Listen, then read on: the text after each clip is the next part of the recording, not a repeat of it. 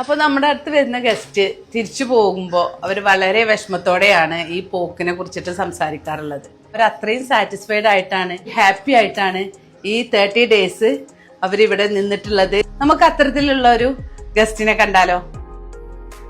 മനസ്സിലിപ്പോ വന്നിട്ട് 30 ഡേയ്സ് ആയില്ലായിരുന്നു, തിരിച്ചു പോവുകയാണ്. സത്യം പറയുകയാണെങ്കിൽ വന്ന ടൈമിലേ ഫസ്റ്റ് അല്ല, അപ്പൊ നമുക്ക് കയ്യിൽ കിട്ടെങ്കിൽ എന്നുള്ളൊരു മൈൻഡായിരുന്നു. പോവാനായപ്പോഴേക്കും ഞാൻ ഡോക്ടറെ അടുത്തൊക്കെ പറഞ്ഞിട്ടുണ്ടായിരുന്നു, എന്താ പോവാൻ തോന്നണില്ല, എല്ലാവരും കണ്ട് നല്ലൊരു അറ്റാച്ച്മെന്റ് ആയി. തെറാപ്പിസ്റ്റ് ആയിക്കോട്ടെ, ചേച്ചിമാര് വരുന്ന സമയത്ത് അവരും, ഇപ്പോൾ മാഡം ആയിക്കോട്ടെ, ഡോക്ടർ, എല്ലാവരുമായിട്ടും ഭയങ്കരമായിട്ട് അറ്റാച്ച്മെന്റ് ആയി. അപ്പോൾ എന്തോ ഒരു പോണൊരു ബുദ്ധിമുട്ടുണ്ട്. നമ്മുടെ സർവീസസിലൊക്കെ ഹാപ്പിയാണ്. വീട്ടിലാണെങ്കിൽ ഇതാണെങ്കിൽ ഒന്നും കിട്ടുണ്ടാവില്ല, ജസ്റ്റ് ഒരു കുഴി മാത്രമുള്ളല്ലോ. ഇവിടെ നമുക്ക് ധാര, കിഴിയാൾ തന്നെ 3 കിഴിയെങ്ങാനും ഉണ്ടായിരുന്നു. അങ്ങനെ പല പല ഇതുണ്ടായിരുന്നു, സ്റ്റീം.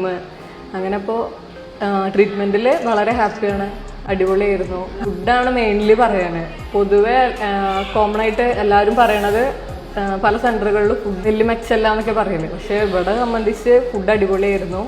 വീക്കിലി തന്നെ 3 ദിവസമൊക്കെ ആയിട്ട് നമുക്ക് 3-4 ദിവസമായിട്ട് ഇടവിട്ട് സ്പെഷ്യൽ ഫുഡും കാര്യങ്ങളൊക്കെ നമ്മൾ വീട്ടിൽ എങ്ങനെയാണോ അതുപോലെ തന്നെ സ്പെഷ്യൽ ഫുഡും കാര്യങ്ങളൊക്കെ ഉണ്ടായിരുന്നു. ഡെയിലി 2 പ്രാവശ്യമൊക്കെ ആയിട്ട് ഡോക്ടർ വരും ചെയ്യും. അപ്പോൾ നമുക്ക് ലാസ്റ്റ് തന്നെ ഇപ്പോൾ ഡയറ്റ് പ്ലാനും കാര്യങ്ങളൊക്കെ ഡോക്ടർ പറഞ്ഞു തന്നിട്ട് റഹ്മാൻസ് അടിപൊളിയാണ്.